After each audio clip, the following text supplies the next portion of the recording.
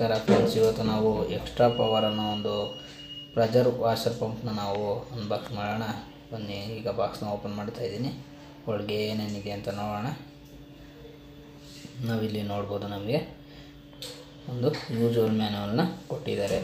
ಯಾವ ರೀತಿ ಇನ್ಸ್ಟಾಲ್ ಮಾಡೋದು, ಹಾಗೆ ಯಾವ ರೀತಿ ಯೂಸ್ ಮಾಡೋದು ಅಂತ ಈ ಒಂದು ಇದರಲ್ಲಿ ಕೊಟ್ಟಿದ್ದಾರೆ. ಹಾಗೆ ವಾರಂಟಿ ಕೋಡ್ ಕೂಡ ಕೊಟ್ಟಿದ್ದಾರೆ.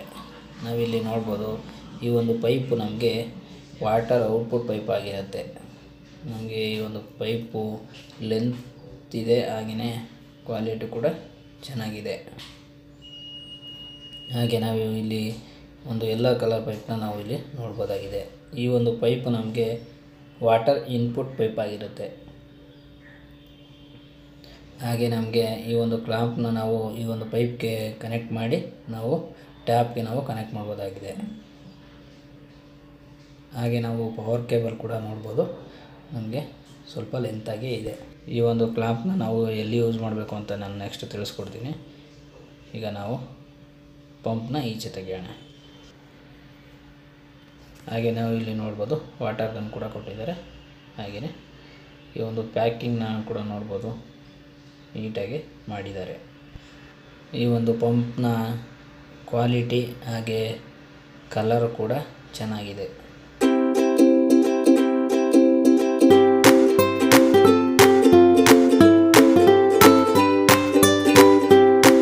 ಬನ್ನಿ, ಈ ಒಂದು ಪಂಪ್ನ ಯಾವ ರೀತಿ ಇನ್ಸ್ಟಾಲ್ ಮಾಡೋದು ಅಂತ ನೋಡೋಣ. ನಾನು ವಾಟರ್ ಔಟ್ಪುಟ್ ಪೈಪ್ನ ಒಂದು ಎಂಡ್ನ ನಾನು ಈ ಒಂದು ಪಂಪ್ಗೆ ಈ ರೀತಿ ಕನೆಕ್ಟ್ ಮಾಡ್ತಾ ಇದ್ದೀನಿ.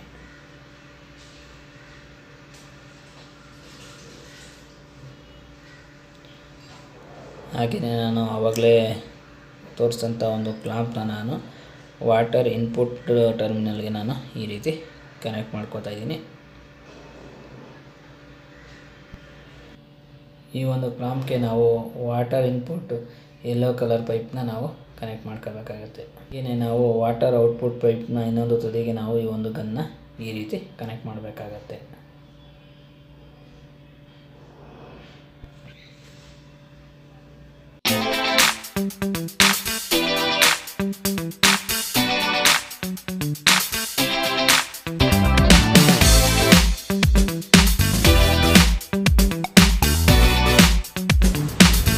ಈ ಒಂದು ಪಂಪ್ನ ಆನ್ ಮಾಡಿ ಯಾವ ರೀತಿ ನಮಗೆ ಈ ಒಂದು ಗನ್ನ ತುದಿಯಲ್ಲಿ ನಮಗೆ ಒಂದು ನಾಬ್ನ ಕೊಟ್ಟಿರ್ತಾರೆ. ಅದನ್ನು ರೊಟೇಟ್ ಮಾಡ್ಕೊಳ್ಳೋದ್ರಿಂದ ನಮಗೆ ಈ ಒಂದು ವಾಟರ್ನ ಪ್ರೆಷರ್ ನಮಗೆ ಯಾವ ರೀತಿ ಬೇಕೋ ಆ ರೀತಿ ನಾವು ಸೆಟ್ ಮಾಡ್ಕೋಬೇಕಾಗಿದೆ.